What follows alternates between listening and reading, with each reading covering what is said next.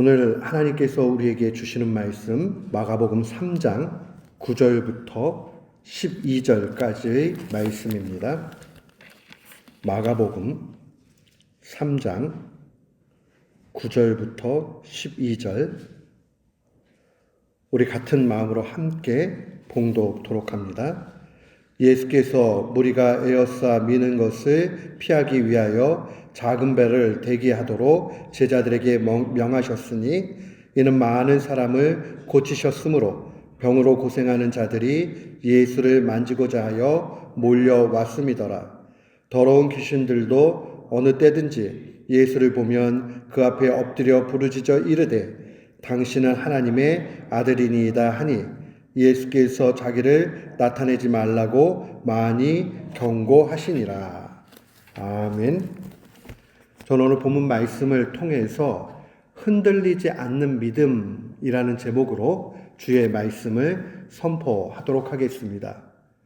우리 물리학에서 무게중심이라는 것이 있습니다. 무게중심을 알게 되면 우리는 안정성을 갖게 됩니다. 누구든지 예외 없이 다 중력의 영향을 받기 때문에요. 이 무게중심을 조금만 잃게 되면 불안해지죠. 그래서 우리가 의자 같은 경우에도 다리가 4개 있어야 이 안정하게 무게중심이 유지가 되는데 하나만 없어도 흔들려가지고 넘어진단 말이에요. 오뚜기 같은 거. 이 오뚜기는 얼마나 재밌어요? 넘어져도 일어나요. 계속요. 왜 그렇게 돼 있느냐?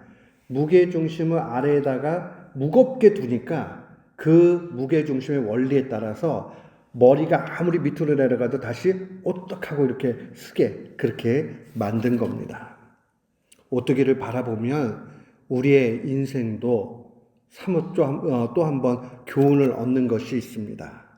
아하, 무게중심을 잘 이용하면 안전하구나. 언제나 일어날 수 있는구나. 어떠한 외부 조건이 돼도 상관없구나. 보세요. 오뚜기 같은 거 그거 아주 힘있게 누르고 있다가도요. 손만 떼면 바로 일어나잖아요. 아무리 큰 힘이 와도 이 무게중심을 잘 알고 있으면 우리는 흔들리지 않게 됩니다. 인생은 어떤 면에서 보면 무게중심을 어디 두느냐 하는 거에 따라서 그 성격이 완전히 달라집니다. 외부의 환경은 사람의 차이에 있어가지고 크다 적다 이야기할 수가 없어요. 신방하다 보니까 깨닫게 되는 게 어려움이 없는 가정, 어려움이 없는 사람이 없어요. 왜요? 세상보다 우리 인생은 언제나 연약하기 때문에 그러합니다. 그러니까 세상에 그 외부의 힘이 막 우리를 몰아치면 우리는 정말 힘없이 넘어질 수밖에 없는 작은 존재죠. 사람들이 위대하고 뛰어나고 지혜롭다 얘기하지만 자연재해 앞에서 얼마나 무능력한가 한번 보십시오. 불 하나 나게 되면 순식간에 없어져요. 불보다 더 무서운 건 물이죠. 태풍 와가지고 또 물이 확 다 하고 나면 불은 재래도 남는데 이 물은 재도 없이 그냥 순식간에 다 없어지게 됩니다. 세상은 불완전한 곳입니다. 유혹과 혼란과 어려움이 많은 곳입니다. 그래서 우리의 인생은 언제나 흔들립니다. 그런데 주님의 말씀은 우리에게 강력하게 말씀하십니다. 세상을 이길 수 있는 힘이 신자에게 있다. 세상을 이길 수 있는 유일한 힘에 대해서 증거합니다. 전 초등학교 때 이 말씀을 알고 얼마나 좋았는지 몰라요.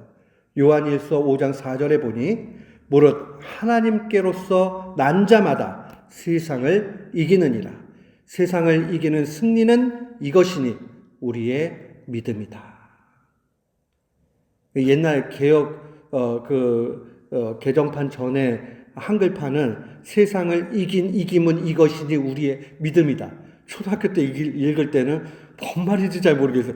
세상을 이김은 이것이니 우리의 믿음이다 이렇게 했는데 이 번역을 가만 묵상해 보면 세상을 이기는 승리가 무엇이냐? 믿음이 이기게 한다. 그러니까 우리가요, 신앙을 가진다는 것은 세상을 이길 수 있는, 극복할 수 있는 그러한 능력을 얻은 것입니다. 세상은 언제나 우리를 흔들어 제낍니다. 그러나 믿음이 있는 사람은 흔들리지 않습니다. 오히려 세상을 이깁니다. 그래서 큰 시험이 와가지고 막 나를 흔들 때에 아하, 믿음을 더욱 가져야 되겠구나 하면 거기에서 우리는 넉넉히 이길 수 있습니다. 그런데 오늘 본문은 믿음의 스토리로 가득 채워져 있습니다. 그런데 이 믿음은 이기는 능력도 되지만 얼마나 위험한가 하는 것도 동시에 보여줍니다. 예수님께서 병자들을 많이 고쳐주셨어요. 그러니까 사람들이 너도 나도 병을 고치기 위해서 예수님께 나와옵니다. 예수님의 옷자락만 만져도 낫는 기적의 역사들이 있었습니다.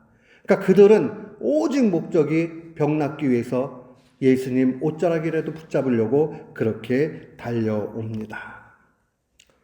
예수님께서 이제 좀 한적한 곳으로 피하기를 원하셨습니다. 그런데 여기에서 해프닝이 벌어집니다. 한 귀신 들린 자가 나타나는데 그 안에 있던 더러운 귀신이 예수님을 보고 엎드려서 이야기합니다. 당신은 하나님의 아들이다. 당신은 하나님의 아들이다. 이 더러운 귀신, 이 귀신도 예수님을 하나님의 아들로 알아보는 지식이 있습니다. 좀 엄격하게 얘기하면 이것도 지적인 믿음입니다. 악귀도 지금 믿음을 가지고 있어요. 그런데 주님은 마지막 12절에 말씀하십니다. 그 아무에게도 이야기하지 말라. 엄하게 경고하십니다. 오늘 이 상황들을 바라보면서 아하, 세상을 이길 수 있는 믿음도 있고 또 세상을 혼란케 하는 믿음도 있구나 하는 것을 분명히 봅니다. 이 복음서의 스토리들을 보면 예수님의 옷자락을 만지고 나은 사람도 있고 어떤 믿음이 큰 사람은 이야기할 때 주님이 말씀만 하셔도 낫는다라고 고백하기도 합니다. 귀신들은 예수님 앞에 있으면 절규하기 시작합니다. 하나님의 아들이신 예수여, 나와 당신이 무슨 상관이 있습니까? 절규하면서 나를 떠나가라고 그렇게 요청하기도 합니다. 주님은 오늘 믿음에 대해서 말씀하시면서 이 귀신들의 믿음에 대해서 경고하시고 경계하시는 것을 볼 수 있습니다. 왜 사람들이 병 낫고 나서 예수님을 만나러 이렇게 오고 그 다음에 그 소식을 들은 사람들이 나도 낫고자 해서 열심으로 나온단 말이에요. 그러면 우리 사랑 많으신 주님의 입장에서 생각하면 그것도 병 낫고자 하는 그 간절함이 있는 걸 볼 때 그들도 적지만 믿음이 있는 거잖아요. 병 낫고자 하는. 근데 주님은 오히려 한적한 곳으로 피하시기를 원하셨다. 이게 조금 이해가 안 가는 것 같은 생각이 듭니다. 그런데 믿음의 상황을 조금만 깊이 묵상해 보면 예수님이 왜 그렇게 하실 수밖에 없는지를 우리는 확고히 알게 됩니다. 왜 그러느냐? 병이 나았어요. 근데 그 믿음이 주님을 하나님의 아들로, 메시아로 그렇게 인정하지 않는 사람에게는 그 병은 나았는지 모르지만 그 믿음이 유익이 되지 못합니다. 그러니까 믿음이 똑같이 병을 나아도 어떤 이들은 구원받을 믿음까지 성장하는 사람이 있고 어떤 이들은 전혀 그것과 무관한 사람도 있다는 겁니다. 그러니까 주님께서는 병 낫다 안 낫다 이게 중요한 문제가 아니라는 것을 분명히 보여줍니다. 어떤 면에서는 마치 그 병 나은 것이 걸림이 됩니다. 우리는 세상에서 이런 일들을 숱하게 만나게 됩니다. 어떤 이들은 예수님 안 믿는데 잘 먹고 잘 살아요. 심지어는 인품도 좋아요. 그리고 사람들이 좋아해요. 근데 예수님은 안 믿어요. 그 사람의 인품의 좋음과 배움과 학식과 넉넉함과 베품과 이것이 오히려 구원 얻는 믿음까지 가는데 걸림이 된다는 사실을 바라봐야 됩니다. 사랑하는 성도 여러분, 주님이 우리에게 어려움을 허락하시고 주님을 더욱 의뢰하도록 기도의 제목을 주신 것은 어떤 면에서는 안락함과 평안함을 얻는 것보다 더 큰 복인 줄을 믿습니다. 그러니까 사도가 증거할 때에 자신의 약함을 자랑하고 오히려 십자가를 자랑하고 감사하는 이 일들이 무엇인가? 그가 마지막에 고백할 때 뭐라고 얘기해요? 그리스도의 남은 고난을 자기가 채우겠다. 그러니까 그 얘기는 예수 그리스도의 고난 받음과 같이 본인의 인생을 교회를 위해서 고난의 길을 가면서 하나님의 나라에 들어가겠다. 고난에서 영광으로 들어가겠다라는 고백을 하는 것 아니겠어요? 예수님도 말씀하셨잖아요. 메시아가 고난에서 영광으로 들어가는 것이 당연하지 않냐. 엠마오로 가는 두 제자가 그 예수님의 말씀을 듣고 나중에 얼마나 큰 깨달음을 얻게 됩니까? 메시아는 고난에서 영광으로, 신자는 어려움에서 희락으로, 기쁨으로 들어가게 되어 있는 겁니다. 그러니까 우리는 어려움을 만나도 오히려 감사해야 돼요. 왜요? 이걸 통해 우리의 믿음이 더욱 견고해지기 때문입니다. 지금 귀신들의 믿음은 뭐가 문제입니까? 단편적인 지식으로서는 의미가 있어요. 하나님의 아들이라는 사실을 분명하게 압니다. 그러나 여기에는 큰 어려움이 있습니다. 단순한 지적으로 아는 그 차원으로는 구원과는 무관하다는 것을 볼 수 있습니다. 사랑하는 성도 여러분, 우리가 단편적인 믿음 가지고 그 다음에 나는 알고 있다라고 생각하고 하는 것이 얼마나 위험하고 불완전한가 하는 것을 알아야 합니다. 더 큰 어려움이 오게 되면 그 사람은 흔들리게 돼 있어요. 믿음이 견고하지 못하면 흔들린다는 사실을 알아야 됩니다. 주님이 오늘 우리에게 요구하시는 것은 흔들리지 않는 믿음입니다.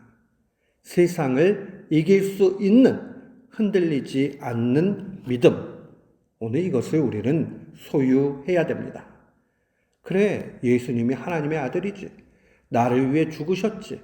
그래, 나 그런 건 다 믿어. 교회에 나가서 분명히 나 아멘도 하고 하니까. 그런데 그것이 그 믿음의 고백이 내 마음에서 우러나오고 내 마음에서 또 열매가 내 삶으로 나타나게 될 때에 그것이 세상을 이기는 믿음이 됩니다.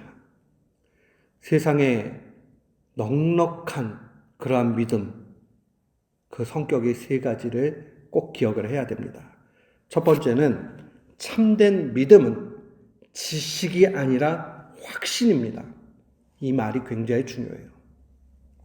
지식은 내가 머리로 그냥 알고 끝나는 거예요. 그런데 확신은 거기에 능력이 있어요. 내 마음도 바뀌어지게 되고 확신이 있으면 행동도 바뀌어지게 됩니다. 그리고 그 확신이 있는 사람은 하나님을 무엇보다 의지하게 됩니다. 이게 믿음의 능력이에요. 그래서 칼빈이 믿음을 정의할 때 뭐라고 정의합니까? 하나님께서 우리를 향해서 선한 뜻을 가지고 계신다는 것을 확신하는 것이다. 그러니까 어떻게 되겠어요? 어떤 일을 만나도 주님은 나를 향해서 좋은 뜻을 갖고 계셔. 그러니까 이걸 통해서도 분명히 하나님께서 의도하시는 뜻이 있으실 거야. 그러면 어려움을 만나도 어떻게 하겠어요? 하나님 앞에 간구하고 하나님을 의지하게 됩니다. 확신이 있는 사람은 의지해요. 왜 칼빈이 그 똑똑한 사람이잖아요. 바보가 아닌데 하나님을 아는 거다 이렇게 얘기하지 않고 하나님의 선한 뜻에 대해서 확신하는 거다. 근데 거기다가 우리를 향해서 요 말까지 집어넣어요. 하나님이 나를 향해서 선한 뜻을 가지고 계신다. 요걸 단편적으로 아는 게 아니라 확신해서 확실히 아는 것. 그래야 우리는 하나님을 의지하게 됩니다. 하나님은 나 사랑해 주셔. 그러니까 하나님 앞에 맡기면 돼. 이거보다 더 기가 막힌 능력의 믿음이 어디 있습니까? 그 믿음의 경험들이 쌓이면 하늘 영광에 들어가는 구원의 그 믿음은 그저 그냥 믿어져요. 왜요? 더욱 주님을 믿고 의지하니 주님이 크게 드러나게 됩니다. 두 번째로 참된 믿음은 하나님과 나와의 관계에서 나타납니다. 그러니까 지금 이 악한 귀신이 단편적으로 당신은 하나님의 아들입니다. 그건 믿음의 지식이거든요. 분명히 지식적으로 옳은 그러한 고백이에요. 그러나 그 다음에 다른 복음서에 거라사 지방에 귀신 들린 그 사람을 통해서 나타났던 귀신은 뭐라고 얘기해요? 나와 당신이 무슨 상관이 있기에 나를 괴롭게 합니까? 그러니까 1차적으로 신앙이라는 거는요, 하나님과 나 사이의 관계에서 나오는 것이지, 아이고, 우리 부모님이 믿음 좋으니까는 나도 믿음, 그냥 거저 받겠다. 거의 그렇게 생각하면 안 됩니다. 1차적으로 하나님과 나 사이의 그 엄청난 관계, 가까운 관계를 유지해야 됩니다. 그래서 박윤선 목사님이 주석해 놓은 걸 보면 12제자 있었지만은 그 제자 가운데 늘 베드로, 요한, 야고보 가까이 데리고 다니셨을 때에 주석 내용이 그래요. 주님의 제자가 다 똑같지 않았다. 더 가까이 간 제자가 있었다. 주님이 차별하신 것이 아니라 그들이 믿음 가운데 열정을 다해 갔다는 것을 분명히 알아야 됩니다. 우리도 예수 그리스도와 깊은 관계 가운데 나아가야 됩니다. 하나님과 상관없는 믿음은 오히려 걸림돌이 되고 맙니다. 하나님은 이런 분이야 단편적으로 알고 하나님과 나하고는 아무 상관이 없는 그러한 모습, 한마디로 이야기하면 자기 뜻대로 사는 인생이에요. 자기 멋대로 사는 인생. 참 이상해요. 어떤 아이들은 가르치면요, 옛날 어른들이 하나를 알면 하나를 가르치면 열을 한다고 그러잖아요. 그런 아이들을 보면 뭘 하나 알려주면 그거를 귀하게 여기고 그 다음에 여러 곳에 적용해가지고 발전이 나타납니다. 그런데 어떤 아이들은 알려주는데 안 해요. 아무리 알려줘도 안 합니다. 자기 고집대로 합니다. 그 고집은 결국 그 인생을 망치고 맙니다. 믿음 생활도 마찬가지입니다. 우리가 주님 앞에 인도함을 받아서 주님과의 그 관계에서 주님의 인도함 속에 살아가게 될 때 열매가 있지, 내 멋대로 신앙생활 하는 것은 올바른 신앙이 아닙니다. 마지막으로 참된 믿음은 행동으로 나타납니다. 실천적이라는 뜻이에요. 제게 신학을 가르쳐 주시던 박혜경 박사님이라는 분이 계세요. 이분이 칼빈 신학론을 쓰시면서 거기 내용에 이런 말씀을 쓰셨는데 참 마음에 와닿아요. 그 믿음이 우리의 가슴 속에서 이루어지며 참된 실천과 삶으로 직결되므로 그 믿음을 실천적 지식이다라고 이야기해야 할 것이다. 그러니까 다른 말로 이야기하면 참된 믿음은 실천적으로 나타난다는 거예요. 참된 믿음은. 그러니까 난 믿음이 있어 그래 놓고 자기 멋대로 살고 주님 말씀에 순종하지 않는다. 그러니까 참된 믿음이 아니라는 거죠. 하나님 앞에 믿음 큰 사람은 질문이 많지 않아요. 즉각적으로 기쁨으로 순종합니다. 아까 그 하나를 가르치면 열을 아는 아이들의 특징이 있어요. 괜히 핑계대고 다른 사족의 이야기를 하지 않습니다. 그냥 그대로 네 알겠습니다. 그러고 순종합니다. 하나님 앞에 온전히 인도함을 받는 사람은 주님께 많은 질문을 하지 않습니다. 주님이 그렇게 요구하시면 네 주님 그렇게 하겠습니다. 즉각적으로 기쁜 마음으로 순종합니다. 주님이 말씀하셨느냐 안 하셨느냐 요것만 관심 가져요. 주님이 하시면 기쁜 마음으로 그게 아무리 어렵고 힘들어도 그 상관없어요. 자꾸 믿음이 없을 때는 어떻게 하냐면 이거 내가 할 수 있을까? 주님이 할 힘도 주실 텐데 그걸 괜히 걱정하는 거예요. 필요 없는 걱정이에요. 주님의 입으로 나온 말씀이냐 아니냐 요거 한 가지만 기억하면 돼요. 주님의 입으로 나오신 거면 그러면 그 말씀에 순종하면 돼요. 내가 할 수 있느냐 없느냐 못해도 능력 주실 것이고 할 수 있으면 더 은혜 주실 것이니 그것을 믿고 가면 그만입니다. 우리는 뜨겁게 신앙생활 해야 됩니다. 뜨거운 신앙생활은 단순해요. 하나님을 사랑하고 이웃을 사랑하는 겁니다. 하나님을 사랑하는 것은 경건한 삶에 힘써 나아가는 것이요. 이웃을 사랑하는 것은 넉넉히 용서해주고 또한 적극적으로 도와주는 겁니다. 그게 이웃 사랑이에요. 말로만 하는 것이 아니라. 경건의 훈련 없이 하나님을 사랑한다는 것은 거짓말입니다. 이웃을 사랑한다고 하고 용서하지 못하고 적극적으로 돕지 못한다면 위선이 되고 맙니다. 사랑하는 성도 여러분, 우리는 이 사실을 분명히 알아야 되고 이것이 믿음의 참다운 모습입니다. 오늘 본문은 우리에게 그 사실을 역설적으로 보여줍니다. 예수님이 왜 병 고치고자 열정을 가졌던 그 사람들을 향해서 외면하고 계시는가? 그것은 참다운 믿음에는 부족하기 때문입니다. 그럼 우리 어떻게 하면은 이 참다운 신앙을 가질 수 있겠습니까? 꼭 기억하세요. 참다운 신앙은 교회에서 시작되고 교회에서 성장하고 교회에서 유지됩니다.